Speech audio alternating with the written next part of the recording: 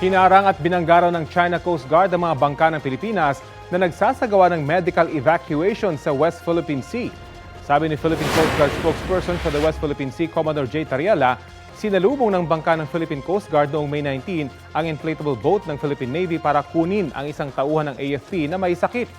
Sa gitna ng misyon, nang haharas sa kanila ang China Coast Guard kahit nagraradyo na sila para ipaalam ang medical evacuation. Sa isang punto, binangga pa raw ng CCG ang inflatable boat ng Philippine Navy. Sa kabila nito, nagtagumpay naman ang evacuation at nadala ang may sakit na AFP personnel sa Palawan noong araw na yon.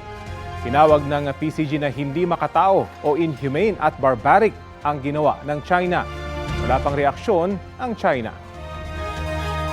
Kapuso, alamin ang maiinit na balita. Bisitahin at mag-subscribe sa GMA Integrated News sa YouTube. Sa mga kapuso abroad, samahan niyo kami sa GMA Pinoy TV at sa www.gmanews.tv.